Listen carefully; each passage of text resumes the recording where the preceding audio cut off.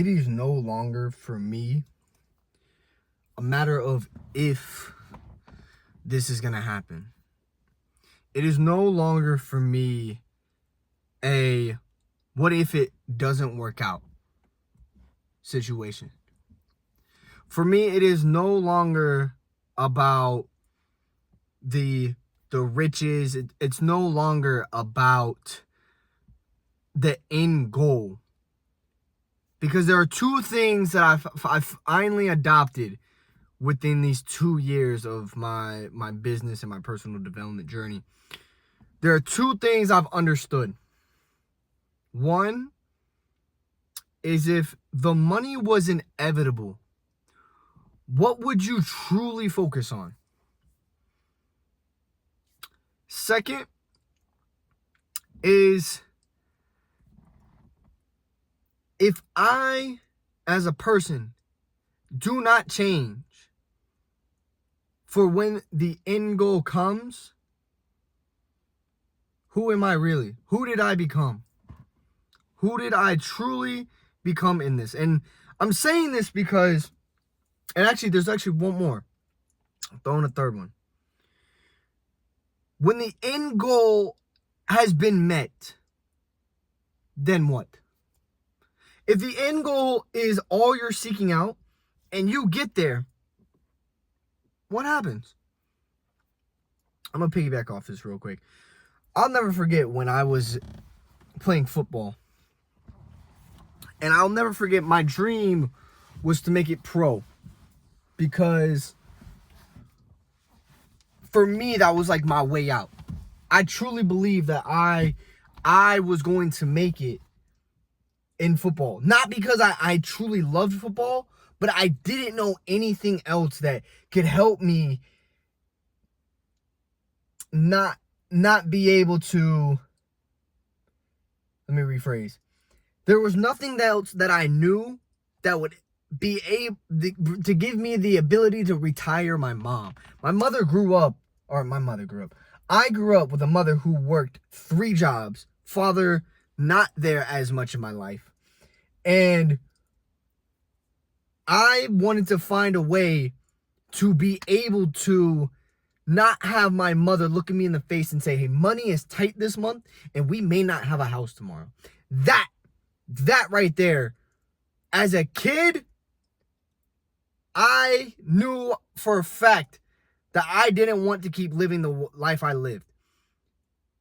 Now, before I go down the rabbit hole and start going off with my story, you guys can probably see in like some of my other videos, I had somebody tell me, like, what keeps you motivated? Like, Kai, what keeps you pushing and just staying so like, what keeps you motivated? I instantly cut him off. I said, it's not motivation, because motivation is temporary. He said, what do you mean? He said, I told him, I said, well, look, if I see a Ferrari in the street, that motivates me to push a little bit harder. If I have 400 pounds on my back that I have to get up, and I have grown men screaming at me to get it up, that's motivation. If I think, honestly, I'm going to give those 2 examples because I can give more examples. But those are the 2 great examples. And I told him, I said, motivation is just a temporary emotion that pushes you for a short period of time. And it's like as if you're pushing right now, but then motivation pushes you a little bit more, but it comes right back. Discipline and consistency is what keeps you going. And he goes, okay, so how do you stay consistent? Like, what keeps you disciplined? I said, dude, this is not a one-time fix for me. This is not something that I want to achieve and then be done. Like, so many people want the end goal, but not the skills, not the hard time. They just want the end goal. For me, I just want to get good. I've never been good at anything in my life. Football, I wasn't good at. The fact that I was even able to get an offer to a school was a freaking blessing. I don't even know how I got a scholarship. I wasn't good at football. I wasn't really good at, hands-on work, anything like that. I wasn't good at video games all that much. I was okay. I wasn't good at YouTube or editing really well. The only thing I had a knack for was people. The only thing I ever had a knack for was truly meeting people, being able to talk to somebody and within like 2 minutes become their friend.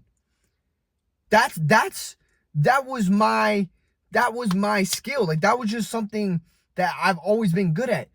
And even like learning languages. Like, I loved learning languages. I honestly would say I picked up on languages a lot faster than most. I learned Italian in 6 months. But I was never good at anything. I wasn't skilled at anything.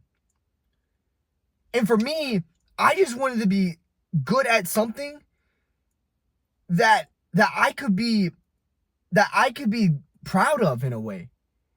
And I don't really like using the word proud all that much, but I just wanted to be good at something because I loved the process of becoming good at something. Whether it was, maybe I was not good at football, but I loved the process being in the gym. I loved the process of being on the field. I wasn't good at learning languages, but I loved the process of sitting at a desk and learning so many things about different cultures and different languages and how words came together and how people structure different sentences. 10 hours a day. I loved being able to play video games all day, learn as much as I can to get my skill set up to become even better at the game so I can win more matches and maybe become more creative within the game. I don't know what it is, but I love the challenge. I like how it's difficult. I don't know, I can't explain it, but for me, when it came to football, it's so funny. Whenever I wasn't injured, I was concerned. Like, a lot of people, like, I remember I had a lot of buddies that told me they'd never been injured or never had any injuries in their life. Me, if I wasn't hurting on the field, I thought something was wrong. I remember by the age of 11, I was on the practice field and nothing was wrong with me. And I low-key got nervous because I was like, dude, my ankle doesn't hurt, my back doesn't hurt, my knees don't hurt, my shoulder doesn't hurt. Nothing on me hurts right now. And I was nervous because I then knew, I was like, okay, something's going to come around the corner and it's going to be 10 times worse. So going back to him asking me, why am I so consistent? Like, why am I so disciplined? Because I'm not in this just for the end goal. I want to get good at this. I want to understand. I want to learn. I'm addicted to the progress. I'm addicted to the skills.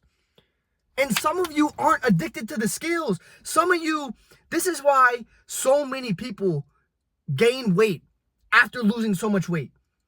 People will go on pills. People will go on drugs. I mean, not drugs. People will go on shots. People will go on these ridiculous weight loss goals. And then the moment they lose all the weight, they gain the weight right back. Why? Because they didn't learn anything and they didn't develop any new habits. Nothing. They didn't learn anything. If I gave you $1 million right now, you would be broke within less than 6 months because you don't know how money works. Some of you genuinely want all this success, whether it's a job, whether it's a career, whether it's a certain status, whether it's being an influencer, whatever it is. You want the end goal, but you don't want to get good. You don't want to fail. You don't want to learn. And the scariest part is, if I were to give you what you wanted right now, if I were to give you the $1 million, or let's say you wanted to be a high executive within a company, if I gave that to you right now, you would be screwed. You would be stressed. For one reason only, you didn't have the skills and you don't have the knowledge on how to be an executive. You don't know how.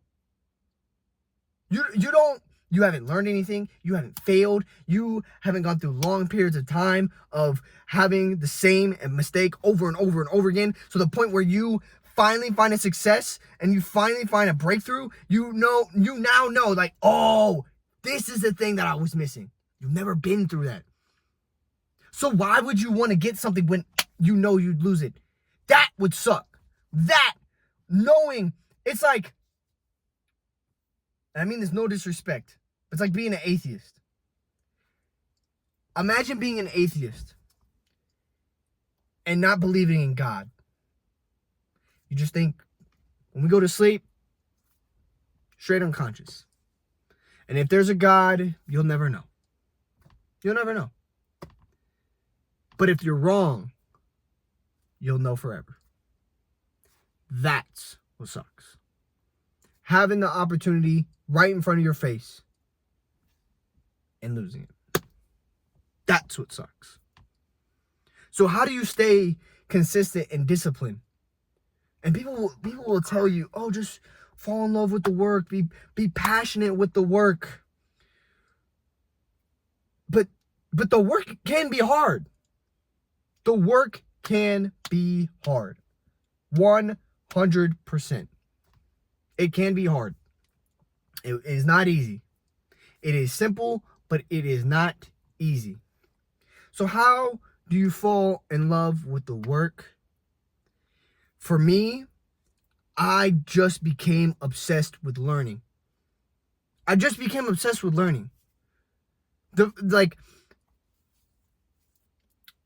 Imagine, and I can always revert it back to languages.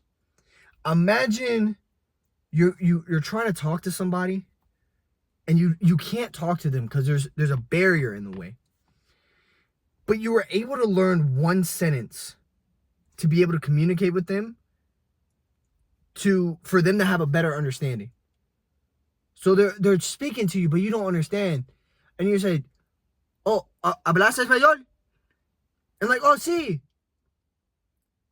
Now it's like, oh, shoot. They understand me. Okay, now let me see if I can go a little bit further. Oye, ¿dónde el restaurant? ¿Dónde está el restaurant? I don't know how to say restaurant. Restaurante, yo no sé. And now you don't know how to say restaurant in Spanish, so you're like, I don't know what they're saying.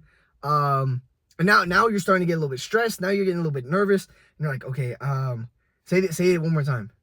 Okay, where's the restaurant? Oh, este allá. It's over there. Or allá. All right, yeah, it's over there. Está allá. And now you're like, oh, okay, restaurant. Okay, cool. I give this like analogy, or I guess you can say almost imagery, if that's the right. We'll say analogy. To paint a picture, because like when you're trying to speak to somebody, you just want to understand. You just want to know like what they're saying, and the moment you're able to break that barrier, like just a little crack in the barrier, you're like, oh, they understand me now. Okay, maybe let me see how long I can take this conversation for.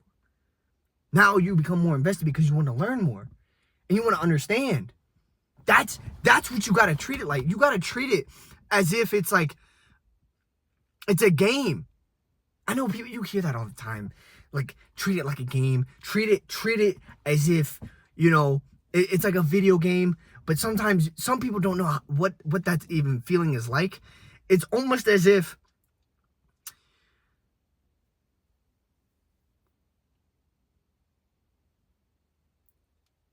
you've ever, I'm trying to think of a moment in like childhood to create a better understanding. If you have ever,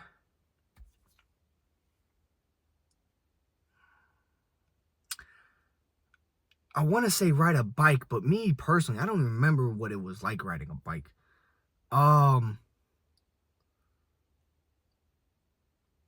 It's kind of like driving for the first time.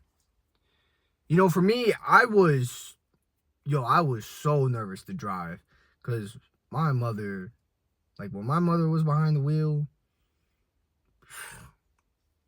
she was a hothead. We'll just say that. So I was super nervous. But the moment I got in the car and I started driving, and I started to get a little bit a little bit more comfortable with the throttle. And I started being able to understand, okay, how hard can I brake? Can I go around this turn a little bit faster? Okay, if I'm in a rush, can I step on it a little bit further without anything bad happening? You baby steps. Oh man, I wish I can give a better analogy. Boys, the best, and it's so hard for me to get this understanding. But for me, it is almost like God. I'm gonna revert it to video games. It's like playing a game. It really is. Whether it's Candy Crush, whether it's Clash of Clans, whether it's Call of Duty, Fortnite. Like for me, I'm just gonna use Fortnite because that was the one I was heavily invested in.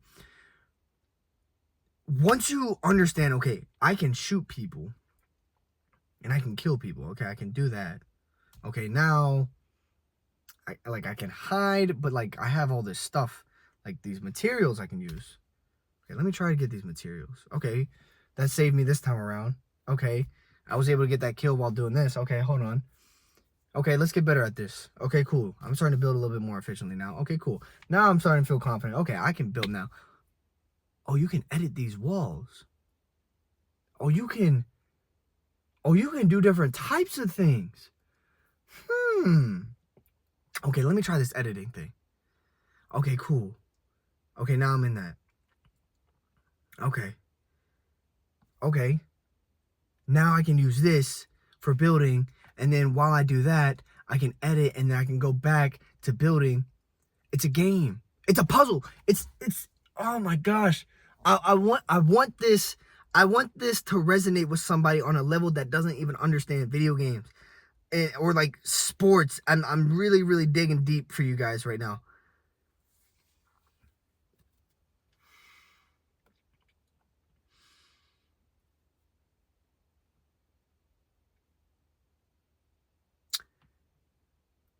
This is the closest I can probably get.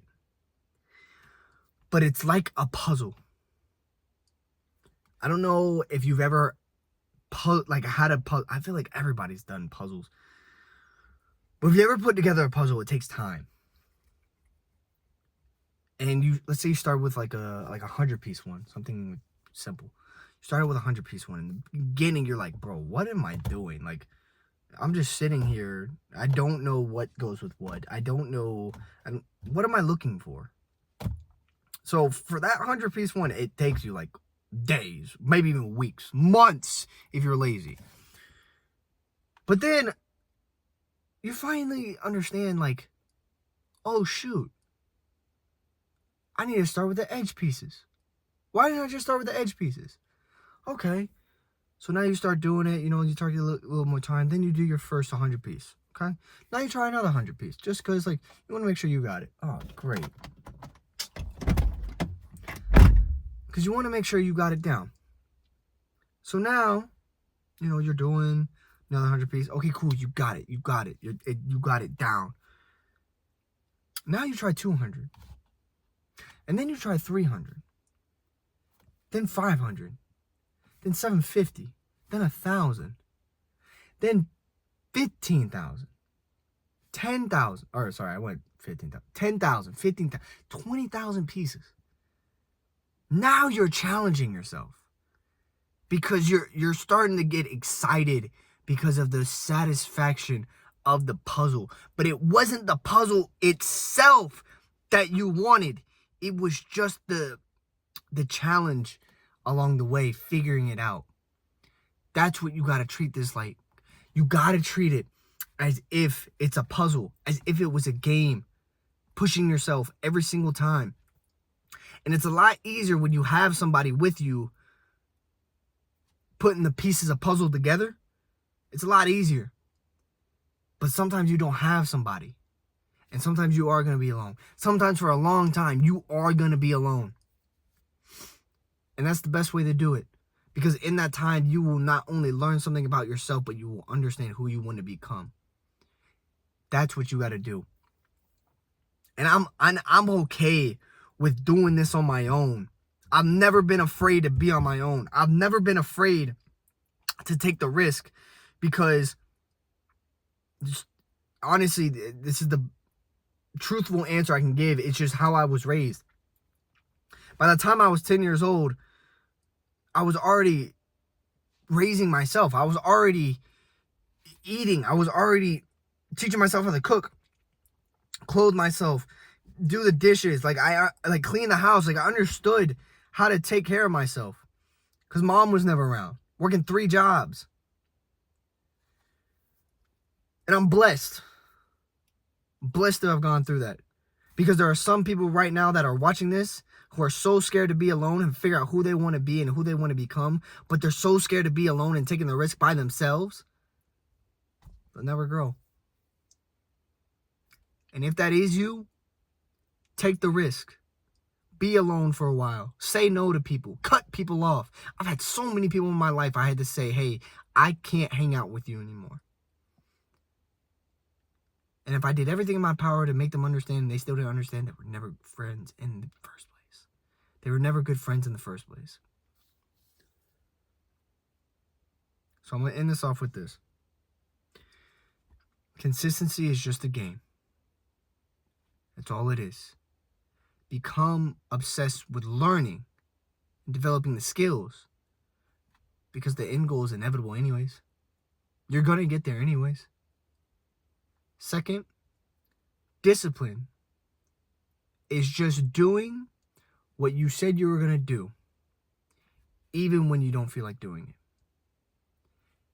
And then eventually, that becomes a habit.